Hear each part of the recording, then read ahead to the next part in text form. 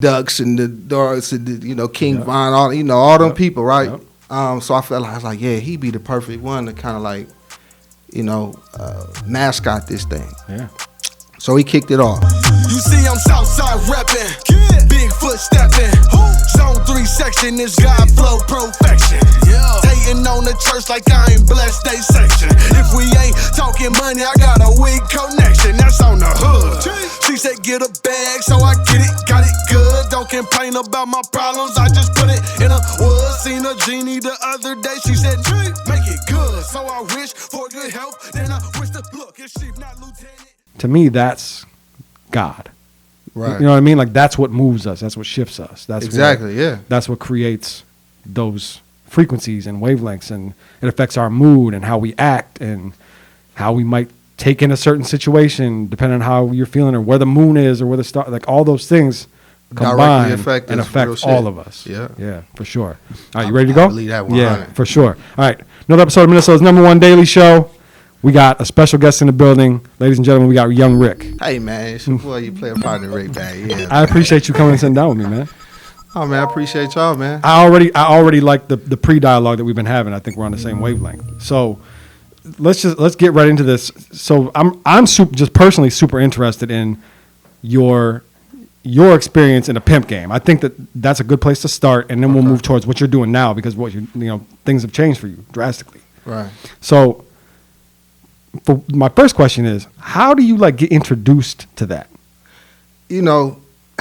I got introduced to it really through the TV, the music, the movies, and I talk about a lot of that shit in my book. Yeah, it's the worldly manipulations, the worldly influences, and shit like that, so on and so forth. And of course, in the community, there's we got the D-boy shit. I come from that shit. That was first. I got it the G-way, then slid to the P-way, but yeah, man, I got some players in my family. Yeah. And that's really what it was, seeing that, and then the movies. So really, your environment kind of. Yeah, we are products of our environment. For sure.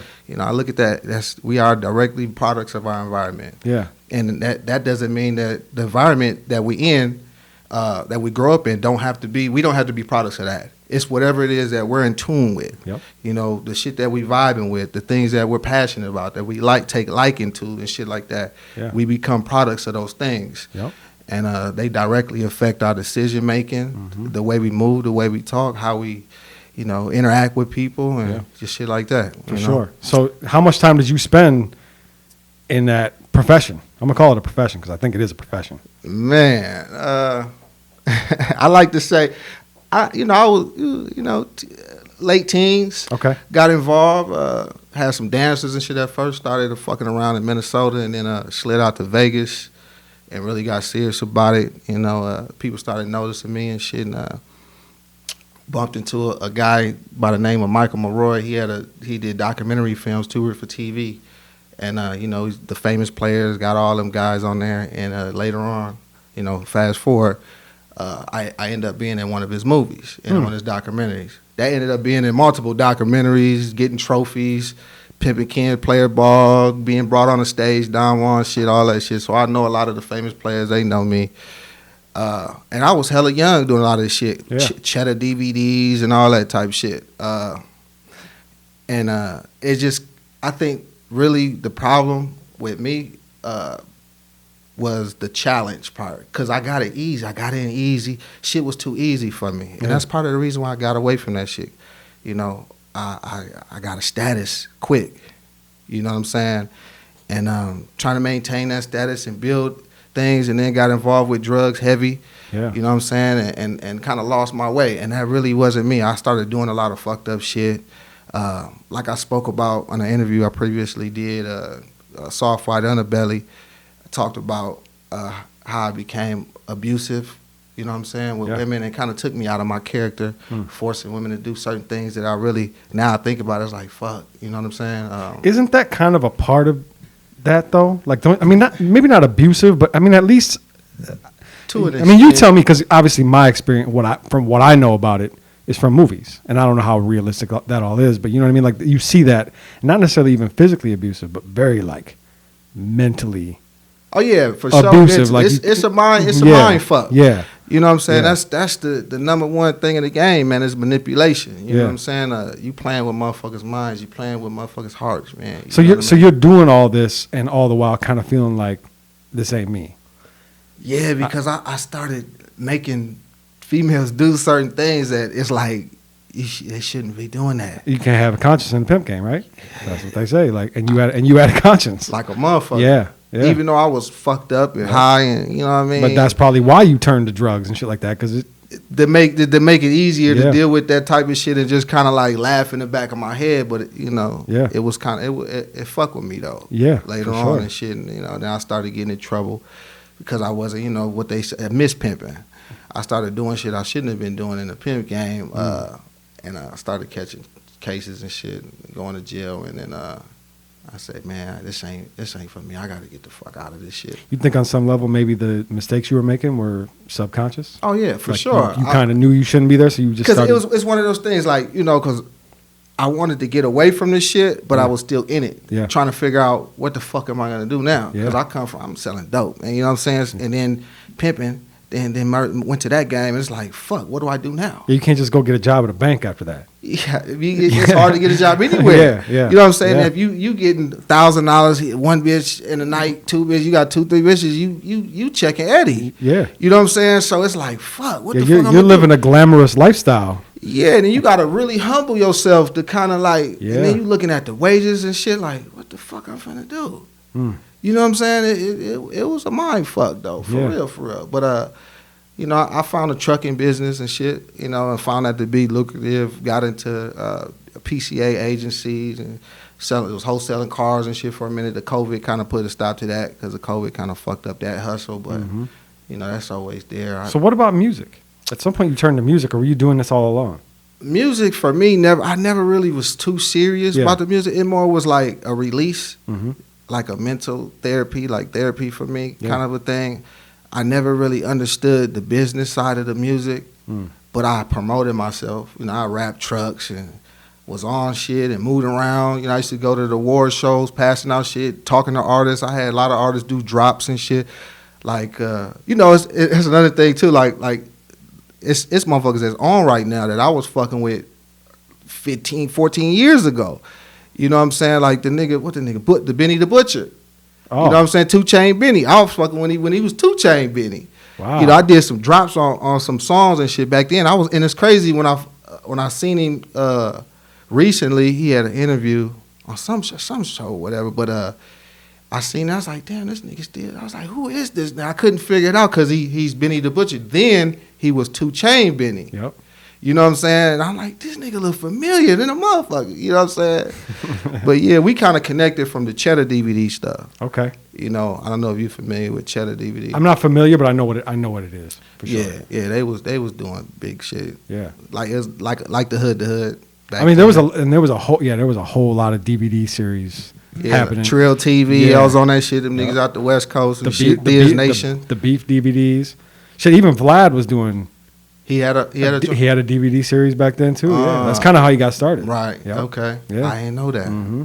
Yeah, that's where Vlad got started. Was in the DVD era. There was a lot of that shit going on back Right. then. Yeah. That shit was money in that. It was. That was. DVD guy, it was bread, For man. sure. So at what point did you say? At what point did you say I'm done with the pimping and I got to do something different? And how did you do it? Like how did you break off from it? The last time I was in jail, Hmm.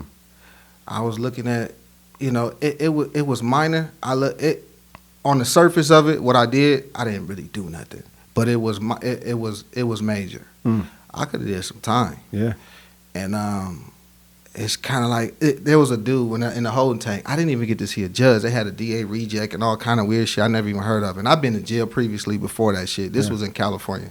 Like I was in jail. I went to jail, Texas, Cali, here, a couple cases out here before I was even old enough to drink, man. But they had that DA reject. But it was a guy in there, and when they came back and told me that I didn't have to see the judge. You getting out, they have a DJ reject. They have a year to resurface the charge if they wanted to charge me for that or something less. The dude was like, man, that's God, bro, that's God. He's telling you, that's a sign. I don't even know this motherfucker, man. He just started talking to me and told me that. I ain't know what he was dealing with. I'm in my own shit. I'm in my own head. I'm hot. Cause I'm in this motherfucker. Yeah. You know what I'm saying? Yep. And that shit just was a crazy experience. You know, Something clicked when he told you that. and it was just that was the only time I've been in jail for other shit, man. And it was just that particular situation that kind of like was like fuck. You know? Yeah. Cause I got it's crazy situation. I got out of jail. I got bailed out. It was a crazy shit, man. I got picked up when I was trying to bail a bitch out. I got picked up by the motherfucking what do they call it? The motherfucking recovery people. They came. Damn. So you went to get somebody else out, Right, And my they chick. were like, "Hold up." They said, "Yeah, you flight risk. You ain't from here." So they came, snatched me up. I'm like, what the fuck going on? This is some movie shit. They ran up on me 3 deep and shit. I'm in a chair like signing some paper. As soon as we was done, he must have texted or clicked or something. Like he's done signing the paperwork for her release. Get him. Like what the fuck? Wow. They got their bread and shit. Everything was done. It's like we cool, we done. Like I'm getting ready to get up and leave. So were they bounty hunters? Something like that. They fugitive recovery. Oh damn. I wasn't even on the run. I just got out that day. And I had to scramble around. I had nothing. I got out in the fucking, they put a cardboard outfit or something. My money and everything, like in another cross town. I'm out, ain't had nothing, no cell phone, nothing. I had to panhandle motherfuckers and beg motherfuckers to use a phone and shit like that. I came out hungry. That shit was crazy. They were mad you got out. They weren't trying to let you go. I see. Yeah. Wow. That's what it boils down, because you know they was looking at a lot of the material that I had with me, and then they probably looked at my websites and all that shit. Like this is a big, you know, they probably thought it was bigger than what it really was, and you know that shit, it wasn't moving like that. So after that, you were. That was. Was it a clean break or like? Is it like? Nah, I still see 1 foot in, 1 foot out. Yeah. That type of shit. You do that shit can get you in trouble. So what do? You got like you bring on like an assistant pimp and be like, I'm trying to get out. Let me get out, but I'm gonna train. You gotta train him in. I mean, at that moment, I wasn't done. I had shit still going on, still was moving and grooving. I had the bills. You know what I'm saying? Of course. Cars, cribs, you know, all the shit. I was Yeah. living in 3 different places at one time. I lived in Arizona, Vegas, and Texas at the same time at one time. You know what I mean? So I still had shit to manage. But you know, sometimes you just gotta, like my partner used to say, you gotta empty the cup sometimes to fill it back up. You know what I mean? And, that had to be hard though.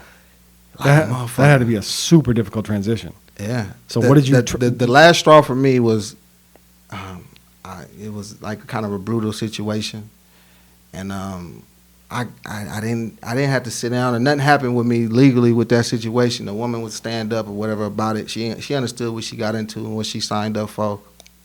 But for me, just looking at her, and the way the shit went down, it touched me. Like, this is it, bro. Like, I don't give a fuck about nothing that I have, nothing that I own right now. Like, I could, like, this type of shit right here will have me fucked up, like, in jail for life type shit. Yeah. You know what I mean? Like, I could have literally killed the motherfucker because of my hands. I couldn't control my hands. And, you know, you're supposed to pee with your hands in your pocket, but sometimes they can go that way. But, So something happened to a young lady that you were working with, and it was too much. Yeah, it was too much, man. It was just it was too much, man. I had to let it go. So what was your next step? What did you do? What'd you do? You start selling shit off, or what? Like, that was part of it. Yeah. And trying to find, and in the process, trying to find a space to get into. Yeah. It was the trucking shit. Mm-hmm. But I couldn't really get involved with that because I had, you know, cases and Fires shit. and shit like that. Yeah. I had to go through expungement processes. Oh. And that was another thing. And this is crazy because that's kind of what inspired me to do what I'm doing now with this Glowup Foundation. It's a nonprofit organization, kids charity organization. Because one of my partners, he's like left-hand man with Chris Brown and shit. What? He traveled he traveled the world with him and shit. Anybody that watches the show knows. Yeah, and my nigga KP, man. Chris the GOAT. And I mean GOAT. Yeah, Like, my nigga KP, he run with that man and shit. But he told me, well, to answer your question was I was the expungement shit. So I had to go through that and figure that out myself, figure out how to do the expungement shit and saving money. You don't need no motherfucking lawyer to get shit off your record. At that particular time, they was doing shit by the statute of the law or whatever, that they had to grant you expungement for certain things, especially if you was done restitution, you did your time, you wasn't on no paper no more. as long as it wasn't certain type of crimes, they would expunge it. Okay. Non-biased. The judge ain't had no say so in that. They had to send it to all the different bureaus and all that shit, whatever. Nope, they couldn't say nothing about it. So they had to expunge all my shit. And that the easiest one was California to get the charge expunged. That was like it was a different way that they expunged that. It was just like a fee. It was it's a form. A lot of people don't know this shit. But I was telling my partner about that shit and how easy it is to get like expungements or suppressions for your charges and shit. And he like, bro, you need to tell niggas that shit. You need to try I was just thinking the same thing. Like you're giving extreme game right now. Yeah, and they in some place, like some cities, some counties, they even have classes on how to get shit removed off your record. Real shit. Like in St. Paul, they had a class like every Saturday, once a month. They had a class that they taught people how to get expungements. Wow. It's crazy. And a lot of people don't know that shit. And I was telling him, the nigga that fuck with Chris Brown, he was like, yeah, bro, you need to do something with that, man, and try to start something. And that's what kind of like catapulted that. Yeah. But with so basically, let's get into, speaking of that, what we doing with the Glowup Foundation, glowupfoundation.org, Glowup TV is a YouTube channel. Basically, right now where we at, it's a new nonprofit organization. What I'm doing with that, doing a giveaway event, addressing different social issues, starting with what they call gun violence. So we're addressing gun violence is the first social issue that we're gonna address. And I reached out to, one of the homies, the nigga King Yella. He in Vegas right now. He from that old block and all that Chicago nigga. Yep. He tapped in with the Ducks and the Doris and King Von, all them people, right? Yep. So I felt like I was like, yeah, he'd be the perfect one to kind of like, mascot this thing. Yeah. So he kicked it off. See, that's crazy to me. That's first of all, that's really dope. But the fact that you got someone like him that was really kind of, he was there for like the beginning of the drill movement. Right. So yeah, he on some positive shit. So right to hear now. from him, that's big. Yeah. That's big. Yeah, and he fucking with it. And it was crazy is because he said he said when he's talking about the music, like now he don't even know what to do music about. Yeah. It's crazy because I was like, bro, that's crazy you say that because you got so much to talk about, bro. You done been through a lot. You know what I'm saying? You got pain on your heart. You feel what I'm saying? Yeah. And that's the problem with a lot of these young boys now. They got pain on their heart, man. Like they say, hurt people hurt people. And the whole idea of the giveaway is to kind of like redirect the narrative with that and try to change that through the music. Yeah. Because that's one of the biggest influence I see that a lot of the young ones have nowadays is the music shit. Yeah. Outside of the video games. It's just all entertainment. So basically giving them E&E, entertainment and education. Yeah. It's really kind of like me really just pushing right now. It's 3 people involved with the Glowup Foundation. But hopefully, we can grow this thing and get more people involved with it. And it's an event, right? Well, I call it the event because I really don't know what else to call it, but it's a giveaway, so up to $5,000. So will there be like an actual like event, like a gathering, or is it all pretty much just like you submit? I'm gonna send the motherfucker a check. Okay. And we have them say something or they hold the check because that's kind of like what I was doing when I first got approved. Well, during the process of getting approved by the IRS, we was doing giveaway for kids. It's crazy to me because I promoted this shit. Like, I paid to promote something that I'm giving money away to people. Yeah. I don't understand it. Like, for kids. So, kids that got B's and A's, honor roll student kids, I'm writing checks. You know what I'm saying? To kids for getting good grades and attendance in school. Like, only a few people really tapped in with that. Like you're not getting the notoriety for it. I mean, I don't care the notoriety. I want people to just kind of like the influence is really my biggest thing. Is the influence because I know coming from where I come from, the things that kind of drove me to do the things that I did, like a lot of devilish type shit. Like I understand that. So, and nobody really rewarded me for nothing good that I did. It was like I rep rewards for bad shit. Yeah, and it was hard to there was no rewards for good shit. So that's kind of like where this was birthed from that. Yeah, man. I don't. It's sort of like you guys had an interview with David Ellis. Mhm. Like I told you earlier, I didn't go to the school Studio 4, but I know David Ellis from outside situations. Yep. But he a cool brother, man, and he touched and helped and influenced a lot of people, and I really admire that man for that, you know. And it's like what he said too in the interview with you. If he would have got what he want, he probably would be dead or something. You know what I'm saying? And that's kind of like I wanted to. In a sense, I wanted to be the Big P or whatever. I didn't really pursue getting a record deal or no shit like that. But who wouldn't want that? Of course. You know what I'm saying? But I didn't get what I wanted. So now it's like I'm in a place where I'm doing something different, and I feel good about that. Yeah. I can be more passionate about this than that, especially with all the evils in the game. For sure. You look at the Live Nation. Really, you spin the word live around this evil nation. That's how I look at it. You feel what I'm saying? And that's the whole essence of the music business. Yeah. And we've been talking about this a lot lately, and I've been spewing the same what you're saying right now. This is the industry, right, that y'all want to get into so badly, right. But the problem with it is, in order to do it, you gotta be a monster. Right. Like, you have to be a savage. And we want to break into this savage industry being artsy. It's not going to happen. Yeah, it's hard. It's not going to happen. And there are some people that are made for it. Most people are not. Yeah. So you have to be willing to get messy and muddy and probably set down some of your morals and some of your, like, you have to. I mean, you look at, I feel like I'm regurgitating shit I've already said, but still, I feel like, look at situations like Chris Brown. Chris Brown became a blood at 27 years old when he was already a multi-millionaire. Right. So there's a reason for that. Yeah. That's not just for show. Because they want to perpetuate that bullshit. I don't even think it's that. I think it's because he didn't have a choice. He needs something. I think he legitimately got to a point where it was join up and rep that red flag, or you're not good in a lot of places. Oh yeah, industry. And we're gonna take we're gonna take some of your money. Exactly. Yeah, I can see that. For sure. Same thing happened to Wayne. Yeah. Wayne, same exact thing. Wayne wasn't saying "so whoop" when he was 17. Real shit. You know what I'm saying? When he first got started, like, Wayne wasn't banging. He wasn't doing all that. And then all of a sudden, he has the greatest year of his career, and it's red flags everywhere. Right. Real and shit. And big B's everywhere. You know what I mean? So it's like, that should tell you something. Look at Drake.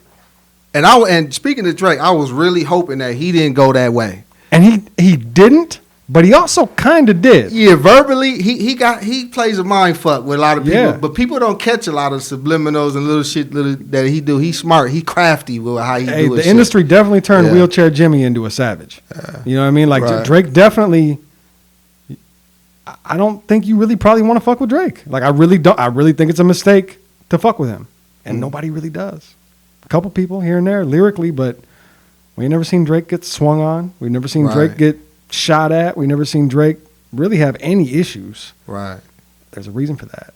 Yeah, that's real mob ties. I think that's real mob ties. Yeah, that's real mob ties. Yeah, and that wasn't Drake coming into the industry. That wasn't him. Not at all. No. The industry turned him into that. So this is the industry that does that to the biggest artists in the world is the industry that y'all want to get into, but you want to be soft. It's not going to work. It's never going to happen. Y'all have to be monsters. Right. And that's kind of what I get. Like, people get mad at us, but that's sort of what we're perpetuating over here at Live on Lake Street. Like, we're doing some kind of monstrous shit. Every once in a while, we push the boundaries a little bit because we know what the industry is. I mean, Chief's been doing this forever. Right. Chief's been pushing the boundaries forever, doing the shit that is happening in LA, in Minnesota. But Minnesota as a whole is behind. Oh, for sure. Far behind the trends. Right. But he's the guy that's always been with the trend.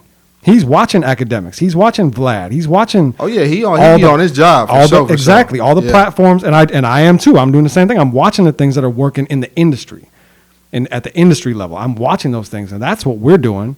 And instead of getting, like you said, TC Ellis, right? Yeah. Think about what TC has done for so many. Most people that come up here name drop him. Went to Studio 4, had something to do with Studio 4. Why would a TC Ellis interview not have at least 10,000 views? Man. Minnesota has a problem with support, and that goes back to what you were That's just talking crazy. about. You said that. Yeah, that's why I got to salute y'all for what y'all. That's why I came repping, man. Yeah. You feel what I'm saying? That's a big issue here in Minnesota is a support thing, and I'm glad that you guys are doing this and you guys started this. This is a start for that. Yeah. That support system. I think so. And but I think another thing that could help is people getting involved with the DJs here. Mm-hmm. Them doing like songs or something, just figuring something out to do, some shows, events, something with the DJs, the rappers out here. And then collectively people start working together. They'll start vibing different. And that might change the atmosphere because it's a hot temperature around this motherfucker. For sure. It's a lot of drama shit going on. But I think that type of shit can help change that activity too. I agree. On some, like that's what most people go to when I say, "What's the problem? Why can't Minnesota get on?" Is we got to be unified. Unity. Exactly. We got to come together. There's an element of that is accurate for sure, but we don't just need all the rappers to just get on songs with each other. That ain't gonna do it.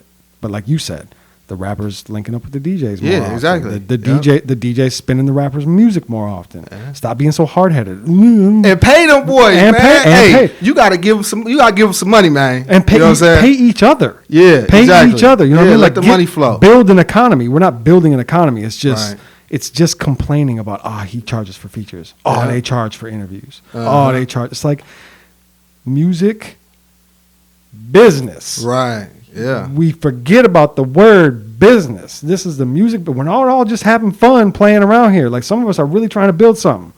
Music business, and part of business is money. The biggest part of business is money, and then relationships. Money and then relationships. For sure. And this is where we lack. We lack in the business aspect. We don't have we haven't built a business foundation for the music scene here in Minnesota. And to be honest with you, it's getting a little bit embarrassing. Real talk. And what's sad about that is too is like, you know, you look at where the music was at, East Coast, went to the West Coast, and the South. Where's it at now? It's up here. Yeah. It's on the north side. It's Detroit. in the north of the map. Yeah. It's Chicago. Detroit, You know what I'm saying? Chicago. Like, All around it's us. up here. Yep. Where we at? You know what I'm saying? It's a couple artists I noticed that, you know, they got some deals and stuff, but the support system, they didn't get this type of support. I didn't see the type of support that they should have gotten. I mean, you see it. Even this channel, like you guys, people need to support what you guys are doing a lot more too. I think so. Yeah. I think so. But I mean, that's the other thing too, is like our goals are not set on Minnesota. Like you know what I mean? Like our goals are much bigger than Minnesota. Oh, for sure. I can see I that. want this platform to be responsible for artists getting recognized. Right. I want somebody from a label that's out in LA to see an interview with Prince Riley and be like, who's that kid? Right. We need to get him out here. That's real Book talk. him a flight. You know what I mean? Like I want to have him. People think that like this is all for self over here. It's not. It never has been. Never has been. Like I get that people think that, and then people want to. I don't get that. How you got somebody else on camera talking about they shit, right? And how is that like a direct benefit for you? I mean, of course you got to get paid. Somebody got to pay the light bills around this motherfucker. I get. On some level, I understand the perspective that if you don't know how this type of stuff works, which most people don't. Like I said, Minnesota's always behind. Podcasts are still relatively new to people, and running the business of a podcast, if you haven't done one or been inside of one, you don't get how it works. Right. You don't understand how it works. But yes, I think in people's minds, when they see that we're charging for an interview, it's, well, we know who's involved. It's Jake and it's Chief. So they're just taking that money, splitting it down the middle, popping champagne and clanking glasses like, we got over it. But that's like crazy. You said, right. we got to keep the lights on. Yeah, somebody got to. This equipment ain't free. Right. And then it's our time. Our time matters too. You know what I mean? So none of this shit. Cameras and shit. None of this shit's free. Goddamn, somebody got to edit. That's work. Exactly. Shit. Exactly. What you doing is work. Exactly. You know what I mean? Exactly. So and it's fine. Like I can wait for them to catch on. They'll catch on. Hopefully sooner than later. Yeah, they'll catch on. I mean, I'm still working. We're still doing great. We ain't even hit a year mark yet. Right. We've already done 170 episodes or something like that. Like, y'all working. You know what I mean? Like, we're providing something great over here, and anybody that wants to hate on it, feel free. I don't care. I don't care. I used to care about shit like that. I no longer care. Like, you support it or you don't. You like it or you don't. Same as anything else, right? I got shit out there that I don't like. I got shit out there that I don't support. There's artists in Minnesota that I don't like, that I don't support. Like, right. It's fine. You don't have to. We don't need you to. Right. We got it. We'll That's be real all right. shit, We'll be real all right. shit. So before we wrap, real Yeah. quick, I want to talk about the book. Can we talk about the book? Okay, so yeah, like I said earlier, this is it's gonna be a 3-part series. Okay. This is part one. This is the first part of it. Okay. It's basically like a wake up to just different worldly activities, shit that's going on, things that people may not be aware of. Yeah. That's happening right in front of them. Things that they may be influenced by that's taking them in a different direction. They might feel sad or be depressed or going through different anxieties and shit and don't understand that type of shit. And I think that with this book, it could kind of like open your eyes up to some and become more aware of some of these things that are going on. You know, it's just like you start eating bad food and you start getting sick. Yeah. And people don't realize, what the fuck, I've been eating good. What we don't understand about nutrition is people think that eating healthy is eating a bunch of fruits or some shit. Like, everybody's body is different. Yeah. You know, sometimes you might have to go see a nutritionist and go get your doctor numbers and see what's going on. You might have a deficiency somewhere in something, and you're not eating what your body needs to satisfy that deficiency. Yeah. You know what I'm saying? And yeah. it's just certain things like that. That's what eating healthy is, eating to live. You might be living like a vegetarian out here, all the while not even realizing that your body type don't needs, fit that. Needs meat, needs protein. Exactly. Like, Right. Yeah. Yeah. Real shit. Shit.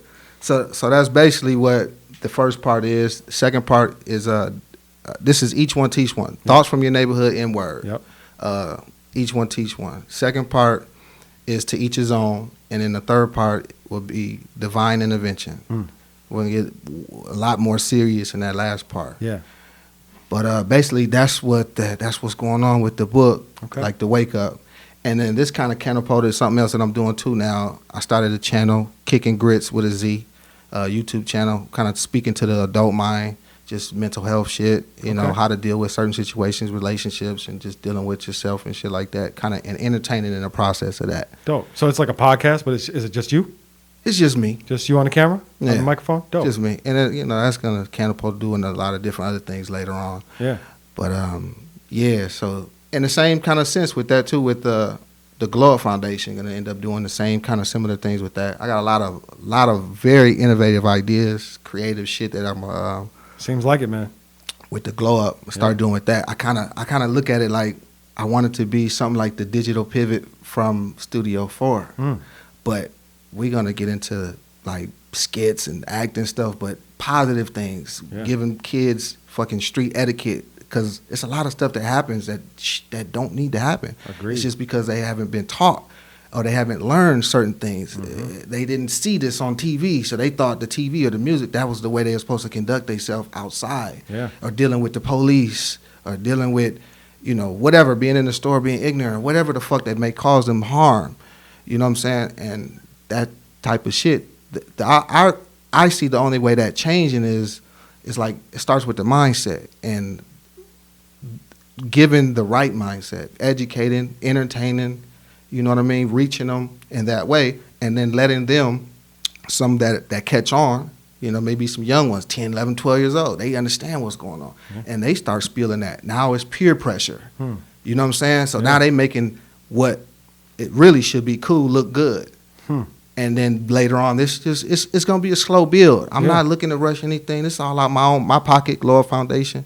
You know, for the most part right now, it's not really no big donors and no getting no city money and no shit like that. I'm just out my own pocket. That's really dope. You know what I'm saying? Yeah. But I do receive a benefit. It is a recognized 501c3. Okay. You know what I'm saying? So I do receive tax benefit for putting money, donation, as you whatever. should though. As you should. That's how it should be. Yeah. So tell them one more time, like if they want to get involved with the Glowup Foundation and the challenge, how do they do that?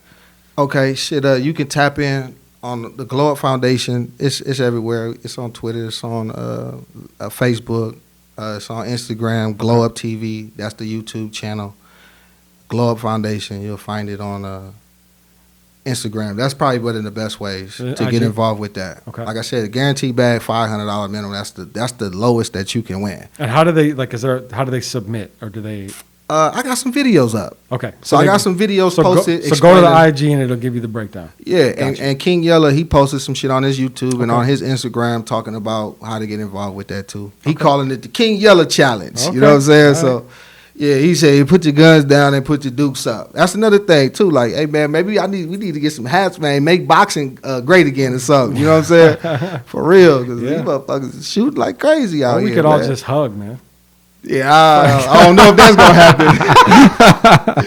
You know, they shooting in the wrong direction though. It's really the big thing. Yeah. You know, shooting in the wrong direction.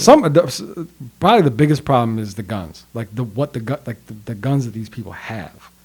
There's a lot of guns being fired out here that they don't know how to shoot. A lot of people don't know how to shoot, for one, and for two, they got them switches now and like. Oh yeah, that's crazy. Like it's just you're just spraying everywhere. Right. You know what I mean? Like there's no control.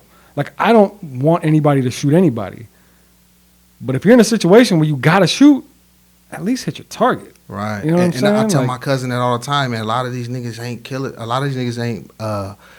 They ain't killers. They're not murderers. They're accidental killers. Yeah. They not murderers. They're accidental killers. For sure. Or they not killers. They accidental murderers. And they killing innocent people. You know, just shooting and spraying everywhere because they, like you said, they don't know how to use that shit. Yeah. Hitting, you know? hitting babies and shit in their own house. Like it's a problem. Like I wish we could get rid of all guns. I wish we could just say, fuck it, get them all out of here, but we've gone too far. Yeah, and that's too political to try to address that. That ain't happening. Yep, it's gone too far. We've gone too far. We got to have guns. So if you can legally carry a firearm, you should. Yeah, I'm legal. I'm legal. Yeah. You know, shit. Yep. I got mine. But. Well, shit, man, this has been a good conversation. I'm glad we could do it. We don't know each other well, but I feel proud of the strides that you made. What you came from to what you are now to what you're doing now. I appreciate that. I think I think people should take something from that. Yeah, hopefully. You can do what you want to do. Yeah. You don't have to be doing shit that you don't want to do in the name of money and fame and a lifestyle. Like you don't have to do that stuff. Like you can find a way outside of the shit that you might be doing that you're not comfortable with. Hey man, and sometimes it's a slow process, but like they say, slow motion better than no motion, baby. You know what I mean? That's a fact. Straight up. That's a fact. Okay, so where can I find you at? Shit, I don't know. My website's still up. That's the old shit. YoungRick.net, but your boy Rick on one. Okay. Instagram. That's probably the best way to get a hold of me. For sure. It'll be in the description of this episode too. So they'll be able to find you easily. Oh, for sure. Any closing thoughts?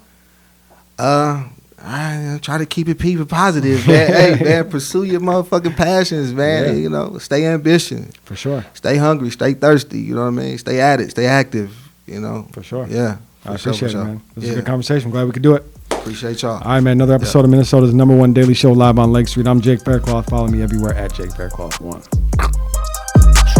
Damn, in high school, I let it blam, I wasn't playing, I'm coming straight out the south. Hey, genius, best watch your mouth. When I put up on P&B, right, that ain't he come out. You moving ounces, I just moved 100 things in a drought. You want the south side, outside the fence of your house. You talking all that, then wanna come talk it out. If you ain't talking money, you talking